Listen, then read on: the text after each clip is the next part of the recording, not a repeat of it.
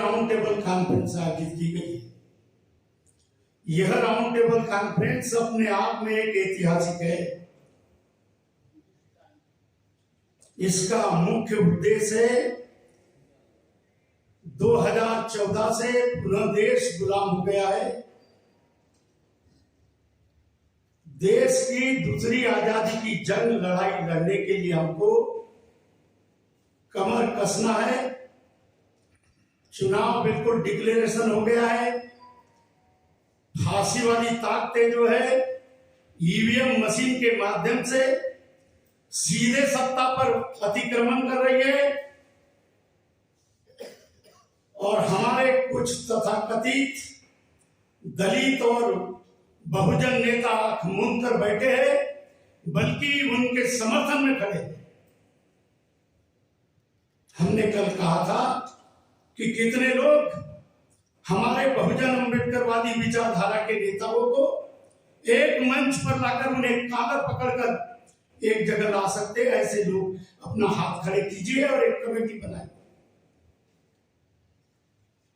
हम 4 दिन में तूफान खड़ा कर सकते हैं, लेकिन हमारी मंशा होना चाहिए कि हम क्या कर सकते हैं। आज का कॉन्फ्रेंस का जो मुख्य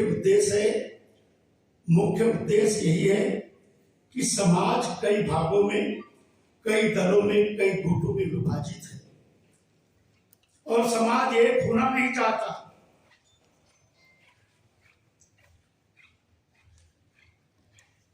समाज के नेता राजनीतिक दल बनाकर समाज को धोखा दे रहे हैं, मात्र नेतागिरी कर रहे हैं। डॉक्टर बाबा साहब अम्बेडकर के जाने के बाद बाबा साहब अम्बेडकर के विचारों को लेकर, उनके मिशन को लेकर कितने राजनीतिक दल हो गए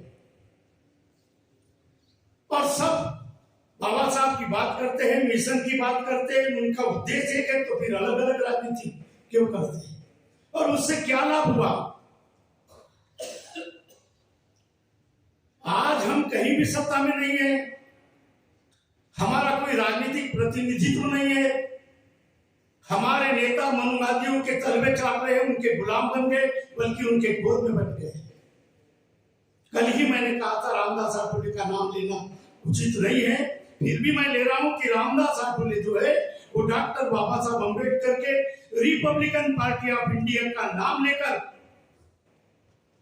मनुवादियों को ये कहता है कि सारा देश जो बाबा साहब अम्बेडकर की रिपब्लिकन पार्टी को मानने वाला है वो मेरे साथ है। तो इस कॉन्फ्रेंस के माध्यम से उसका बहिष्कार करना चाहिए कि वो गद्दार है, वो बाबा साहब अम्बेडकर का सिपाही नहीं, उनके पार्टी का वो नेता नहीं है।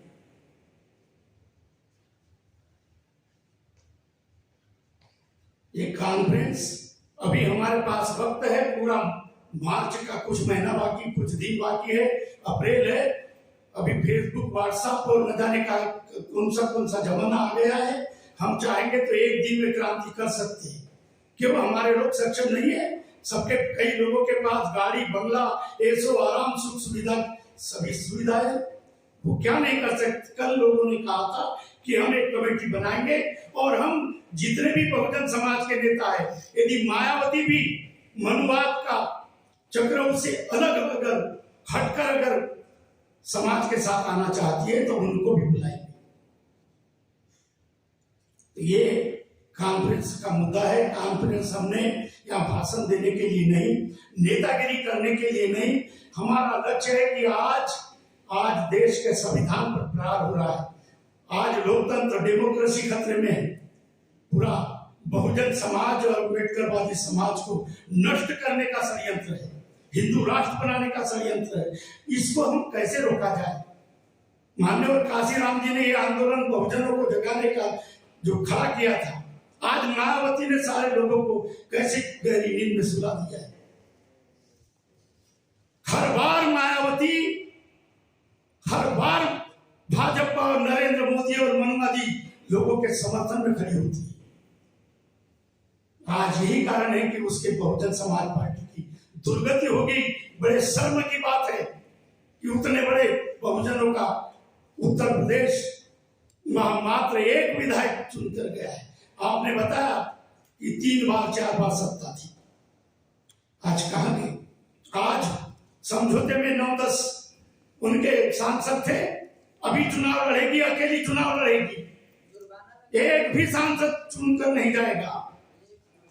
आखिर मायावती महापुरुष की बात करती है, बहुजन महापुरुष की, जब सारे राजनीतिक दल मनवादी ताकतों को रोकने के लिए जब महागठबंधन बनाया है, तो मायावती क्यों अकेली चुनाव लड़ना चाहती है?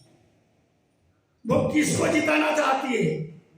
उन लोगों को जो संविधान का खात्मा करना चाहते हैं, उन लोगों को जो इन्होंने लोकतंत्र को खत्म कर दिया, उन लोगों को जो बहुजनों को खत्म करना चाहते हैं, इस पर भी हमको विचार करना पड़ेगा। और जो ब्राह्मणवाद और मनुवाद के चक्रव्यूह में फंस गए हैं, जो अपनी अकूत संपत्ति को नाजायज तरीके से प्राप्त करके बचाने में लगे, वो आपके नहीं हो सकते, वो समाज के हित में नहीं, वो मनुवाद की जड़ें मजबूत करने का काम कर रहे हैं। तो ऐसे लोगों का भी मंच से बहिष्कार करना चाहिए। जब इनका बहिष्कार होगा तब इनको लगेगा कि हमारी औकात क्या है, हमारे ही भाई, हमारे ही लोग हमारे को बहिष्कार कर रहे हैं, तब इनको समझ में आएगा। साथियों, मैं अपनी बात कर बहुत कुछ बोल दिया हूं। हमारे बीच पिछले 25 सितंबर 2022 को एक हमने मीटिंग लिया था, पूरे देश के बुद्धिजीवी अम्बेडकरवादी की, इसी दिल्ली में, वो वाल्मीकि मंदिर में लिया था, वो विनोबापुरी लाजपत नगर में। तो उसमें भी हमारे डॉक्टर यशवंत गौतम साहब अभी थोड़े लेट आए हैं, उनको भी मैं मंच पे बुलाने की विचार रख रहा था, कल नहीं आ पाए थे। और के नागेश्वर राव वैसे महाराष्ट्र को दिल्ली में ही रहते हैं, लेकिन मुझे लगता है कि वो दक्षिण भारत से होंगे, तो पिछले बार भी वो मीटिंग में उपस्थित थे। तो मैं के नागेश्वर राव साहब को आमंत्रित करूंगा कि वो संविधान पर, लोकतंत्र पर जो खतरा है उसको कैसे बचाया जाए, समाज को हम कैसे संगठित किया जाए, उस पर अपना मार्गदर्शन करेंगे के नागेश्वर राव।